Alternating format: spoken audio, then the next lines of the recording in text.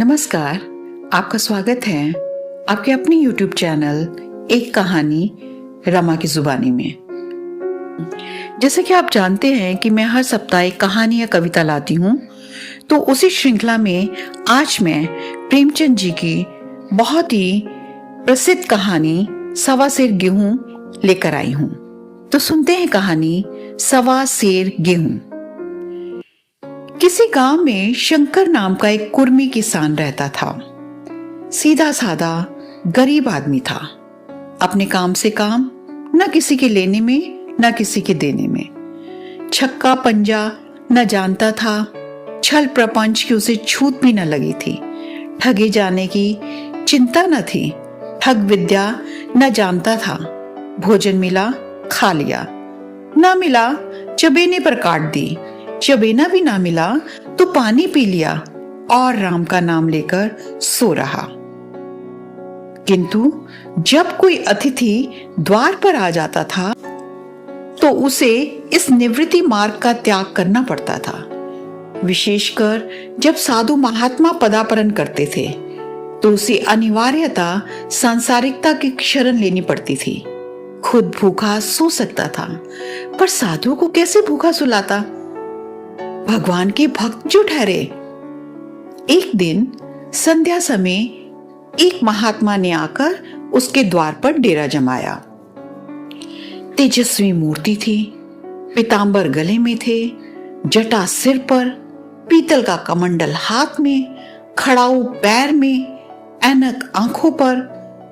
संपूर्ण वेश उन महात्माओं का सा था जो रईसों के प्रासादों में तपस्या, हवा गाड़ियों पर देव स्थानों की परिक्रमा और योग सिद्धि प्राप्त करने के लिए रुचिकर भोजन करते हैं। घर में जौ का आटा था, वह उन्हें कैसे खिलाता? प्राचीन काल में जौ का चाहे जो भी महत्व रहा हो, पर वर्तमान युग में जौ का भोजन सिद्ध पुरुषों के लिए दुपाच्य होता है। बड़ी चिंता हुई, महात्मा जी को क्या खिलाऊं? आखिर निश्चय किया कि कहीं से गेहूं का आटा उधार लाऊं, पर गांव भर में गेहूं का आटा न मिला। गांव में सब मनुष्य ही मनुष्य थे, देवता एक भी न था।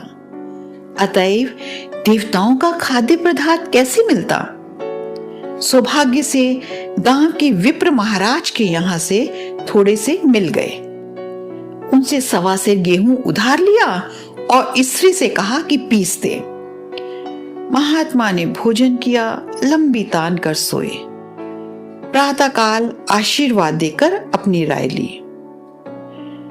विप्र महाराज साल में 2 बार खलियानी लिया करते थे। शंकर ने दिल में कहा, सवा सेर गेहूं इन्हें क्या लौटाऊं? पंसेरी बदले कुछ ज्यादा खलियानी दे दूंगा, यह भी समझ जाएंगे, मैं भी समझ जाऊंगा।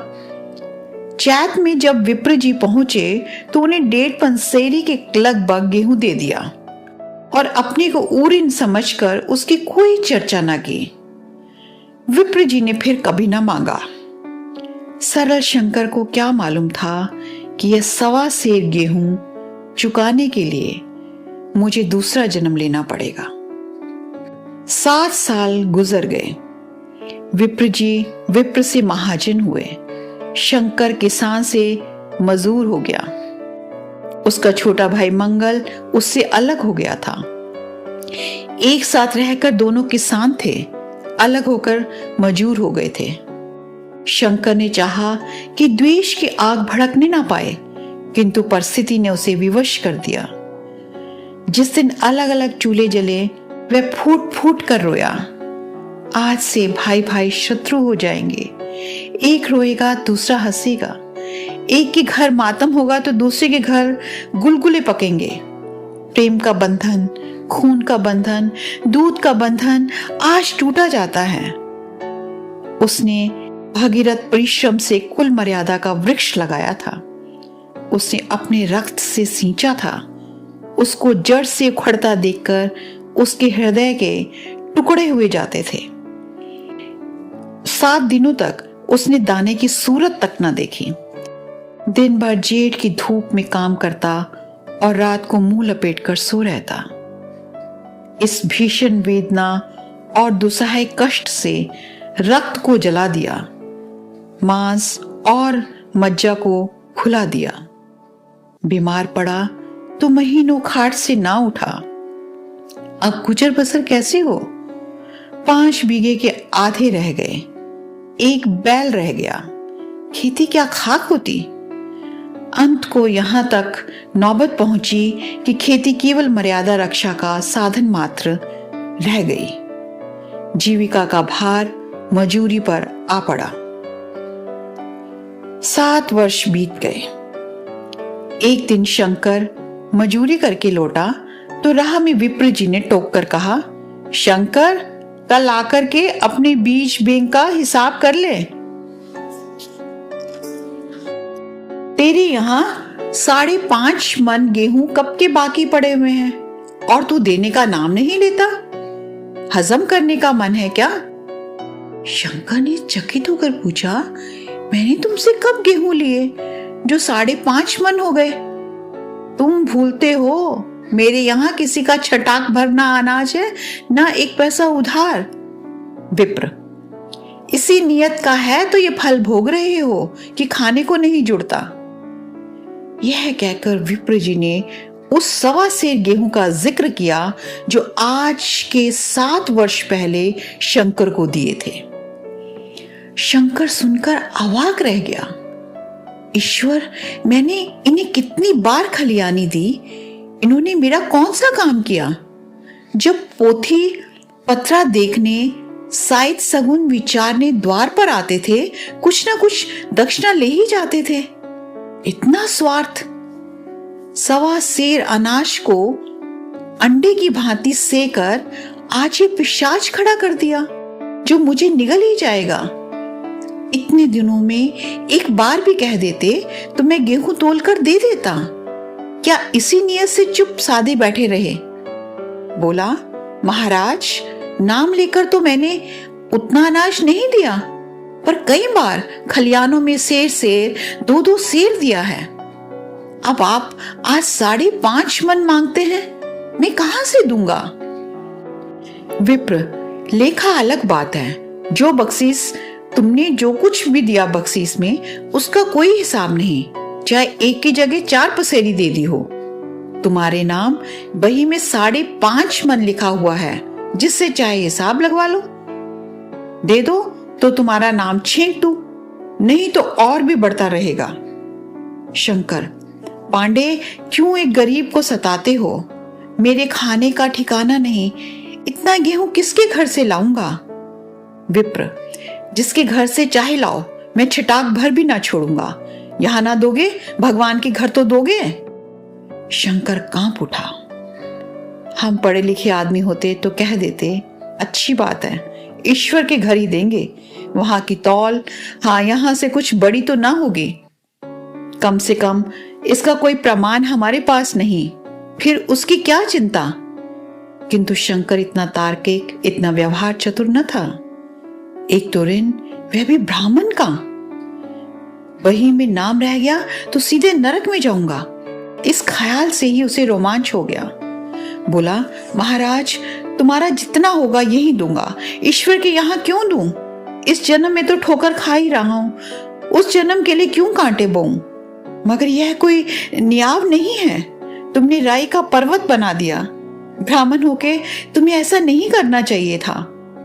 उसी घड़ी तगादा कर देते तो आज मेरे सिर पर इतना बड़ा बोझ क्यों पड़ता? मैं तो दे दूंगा, लेकिन तुम्हें भगवान के यहाँ जवाब देना पड़ेगा। विप्र, वहां का डर तुम्हें होगा, मुझे क्यों होने लगा? वहां तो सब अपने ही भाई बंधु हैं, ऋषि मुनि सब तो ब्राह्मण ही हैं, देवता ब्राह्मण हैं, जो कुछ बनेगी बिगड़ेगी संभाल लेंगे। तो कब देते हो? शंकर, मेरे पास रखा तो है नहीं, किसी से मांग जांच कर लाऊंगा तभी ना दूंगा। विप्र, मैं यह ना मानूंगा, 7 साल हो गए, अब एक दिन का भी मुलाइजा ना करूंगा। गेहूं नहीं दे सकते तो दस्तावेज लिख दो। शंकर, मुझे तो देना है, चाहे गेहूं लो चाहे दस्तावेज लिखाओ। किस हिसाब से दाम रखोगे? विप्र, बाजार भाव 5 सेर का है, तो मैं 5.25 सेर का काट दूंगा। शंकर, जब दे ही रहा हूं तो बाजार भाव काटूंगा, पाव भर छुड़ा के क्यों दोषी बनूं। हिसाब लगाया तो गेहूं के दाम 60 हुए। 60 का दस्तावेज लिखा गया, 3 सैकड़े सूद, साल भर में ना देने पर सूद की दर 2 सैकड़े का स्टाम्प, 1 दस्तावेज का तहरीर शंकर को ऊपर से देनी पड़ी। गांव भर ने विप्र जी की निंदा की, लेकिन मुंह पर नहीं। महाजन से सभी को काम पड़ता है, उसके मुंह कौन आए। शंकर ने साल भर कठिन तपस्या की। मियाद के पहले रुपए अदा करने का उसने व्रत सा कर लिया। दोपहर के पहले ही चूल्हा न जलता था, चबेने पर बसर होती थी। अब वह भी बंद हुआ। केवल लड़के के लिए रात को रोटियां रख दी जाती। वैसे रोज का तंबाकू पी जाता था। यही एक व्यसन था जिसका वह कभी ना त्याग कर सका। अब वह व्यसन भी इस कठिन व्रत की भेंट हो गया। उसने चिलम पटक दी, हुक्का तोड़ दिया और तंबाकू की हांडी चूर चूर कर डाली। कपड़े पहले भी त्याग की चरम सीमा पर थे। अब वह प्रकृति की न्यूनतम रेखाओं में आबद्ध हो गए। शिशिर की अस्थि भेदक शीत को उसने आग ताप कर काट दिया। एक ध्रुव संकल्प का फल आशा से बढ़कर निकला। साल के अंत में उसके पास 60 रुपए जमा हो गए।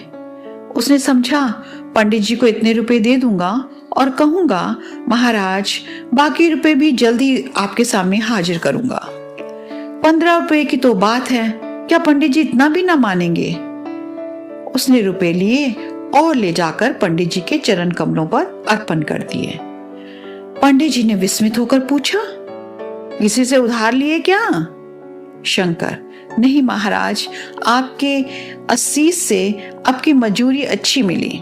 विप्र, लेकिन यह तो 60 रुपए ही है। शंकर, हाँ महाराज, इतनी अभी ले लीजिए, बाकी मैं 2-3 महीने में दे दूंगा, मुझे उऋण कर दीजिए। विप्र, उऋण तो जब होंगे जबकि मेरी कोड़ी कोड़ी चुका दोगे। जाकर मेरे 15 रुपए और लाओ। शंकर, महाराज इतनी दया करो, अब सांझ की रोटियों का भी ठिकाना नहीं है। गांव में हूं तो कभी न कभी दे ही दूंगा। विप्र, मैं ये रोग नहीं पालता, ना बहुत बातें करना जानता हूं। अगर मेरे पूरे रुपए ना मिलेंगे तो आज से ही 3 रुपए सैकड़े का ब्याज लगेगा। अपने रुपए चाहे अपने घर में रखो, चाहे मेरे यहां छोड़ाओ।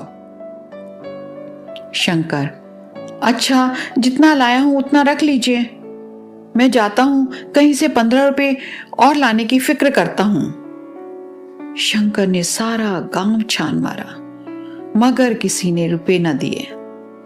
इसलिए नहीं कि उसका विश्वास न था या किसी के पास रुपए न थे, बल्कि इसलिए कि पंडित जी के शिकार को छेड़ने की किसी की हिम्मत न थी। क्रिया के पश्चात प्रतिक्रिया नैसर्गिक नियम है। शंकर साल भर तक तपस्या करने पर भी जब ऋण से मुक्त होने में सफल ना हो सका तो उसका संयम निराशा के रूप में परिणत हो गया। उसने समझ लिया कि जब इतना कष्ट सहने पर भी साल भर में 60 रुपए से अधिक न जमा कर सका तो और कौन सा उपाय है जिसके द्वारा इसके दूने रुपए जमा हों। जब सिर पर ऋण का बोझ ही लादना है तो क्या मन भर का और क्या सवा मन का। उसका उत्साह क्षीण हो गया, मेहनत से घृणा हो गई। आशा उत्साह की जननी है। आशा में तेज है, बल है, जीवन है। आशा ही संसार की संचालक शक्ति है। शंकर आशाहीन होकर उदासीन हो गया। वे जरूरतें जिनको उसने साल भर तक टाल रखा था अब द्वार पर खड़ी होने वाली भिखारिनी ना थी, बल्कि छाती पर सवार होने वाली पिशाचनिया थी जो अपनी भेंट लिए बिना जान नहीं छोड़ती। कपड़ों में चकतियों के लगने की भी एक सीमा होती है। अब शंकर को चिट्ठा मिलता तो वह रुपए जमा ना कराता, कभी कपड़े लाता, कभी खाने की कोई वस्तु। जहां पहले तंबाकू ही पिया करता था, वहां अब गांजे और चरस का चस्का भी लग गया। उसे अब रुपये अदा करने की कोई चिंता न थी, मानो उसके ऊपर किसी का एक पैसा भी नहीं आता। पहले जूड़ी चढ़ी होती थी, पर वह काम करने अवश्य जाता था। अब काम पर ना जाने के लिए बहाना खोजा करता। इस भांति 3 वर्ष निकल गए। विप्र जी महाराज ने एक बार भी तकाजा न किया। वह चतुर शिकारी की भांति अचूक निशाना लगाना चाहते थे। पहले से शिकार को चौंकाना उनकी नीति के विरुद्ध था। एक दिन पंडित जी ने शंकर को बुलाकर हिसाब दिखाया। 60 रुपए जो जमा थे वे मिनाहा करने पर अब भी शंकर के जिम में 120 रुपए निकले। शंकर, इतने रुपए तो उसी जन्म में दूंगा, इस जन्म में नहीं हो सकते। विप्र, मैं इसी जन्म में लूंगा, मूल ना सही सूद तो देना ही पड़ेगा। शंकर, एक बैल है वह ले लीजिए, और मेरे पास रखा ही क्या है। विप्र, मुझे बैल बगिया लेकर क्या करना है, मुझे देने को तुम्हारे पास बहुत कुछ है। शंकर, और क्या है महाराज। विप्र, कुछ है, तुम तो हो, आखिर तुम भी कहीं मजदूरी करने जाते ही हो। मुझे भी खेती के लिए मजदूर रखना ही पड़ता है। सूद में तुम हमारे यहां काम क्या करो, जब सुविधा हो मूल को दे देना। सच तो यूं है कि अब तुम किसी दूसरी जगह काम करने नहीं जा सकते जब तक कि मेरे रुपए नहीं चुकता हो जाते। तुम्हारे पास कोई जायदाद नहीं है, इतनी बड़ी गठरी मैं किस इतबार पर छोड़ दूं? कौन इसका जिम्मा लेगा? तुम मुझे महीने महीने सूद देते जाओगे, और कहीं कमाकर जब तुम मुझे सूद भी नहीं दे सकते तो मूल की कौन कहे। शंकर, महाराज, सूद में तो मैं काम करूंगा और खाऊंगा क्या। विप्र, तुम्हारी घरवाली है, लड़के हैं, क्या वे हाथ पांव कटा के बैठे हैं? रहा मैं तुम्हें आज से जो रोज कलेवा के लिए दे दिया करूंगा, ओढ़ने को साल में कंबल पा जाओगे, एक मिर्जई भी बनवा दूंगा, और क्या चाहिए। ये सच है कि और लोग तुम्हें 6 आने देते हैं, लेकिन मुझे ऐसी गरज नहीं कि मैं तो तुम्हें रुपए भरने के लिए रखता हूं। शंकर ने कुछ देर तक गहरी चिंता में पड़े रहने के बाद कहा, महाराज, यह तो जन्म भर की गुलामी हुई। विप्र, गुलामी समझो चाहे मजूरी समझो, मैं अपने रुपए भराए बिना तुमको कभी ना छोड़ूंगा। तुम भागोगे तो तुम्हारा लड़का भरेगा। हाँ, जब कोई ना रहेगा तब की बात दूसरी है। इस निर्णय की कहीं अपील न थी। मजूर की जमानत कौन करता, कहीं शरण न थी, भागकर कहां जाता। दूसरे दिन से उसने विप्र जी के यहां काम करना शुरू कर दिया। सिर्फ गेहूं की बदौलत उम्र भर के लिए गुलामी की बेड़ी पैरों में डालनी पड़ी। उस अभागे को अब अगर किसी विचार से संतोष होता था तो यह था कि वह मेरे पूर्व जन्म का संस्कार है। स्त्री को वे काम करने पड़ते थे जो उसने कभी न किए थे। बच्चे दानों को तरसते थे, लेकिन शंकर चुपचाप देखने के सिवा और कुछ न कर सकता था। वे गेहूं के दाने किसी देवता के शाप की भांति या जीवन उसके सिर से ना उतरे। शंकर ने विप्र जी के यहाँ 20 वर्ष तक गुलामी करने के बाद इस दुस्सार संसार से प्रस्थान किया। 120 रुपए अभी तक उसके सिर पर सवार थे। पंडित जी ने उस गरीब को ईश्वर के दरबार में कष्ट देना उचित न समझा। इतने अन्यायी, इतने निर्दयी न थे। उसके जवान बेटे की गर्दन पकड़ी। आज तक वह विप्र जी के यहाँ काम करता है। उसका उद्धार कब होगा, होगा भी या नहीं, ईश्वर ही जाने। पाठक इस वृतांत को कपोल कल्पित न समझिए, यह सत्य घटना है। ऐसे शंकरों और ऐसे विप्रों से दुनिया खाली नहीं है। तो इसके साथ ही एपिसोड समाप्त करते हैं। आपको ये कहानी कैसी लगी कमेंट सेक्शन में जरूर बताइएगा, और चैनल को भी लाइक, शेयर और सब्सक्राइब भी जरूर कीजिए। तो मिलते हैं अगले सप्ताह एक नई कहानी या कविता के साथ। तब तक के लिए दीजिए इजाजत और अपना रखिए ढेर सारा ख्याल।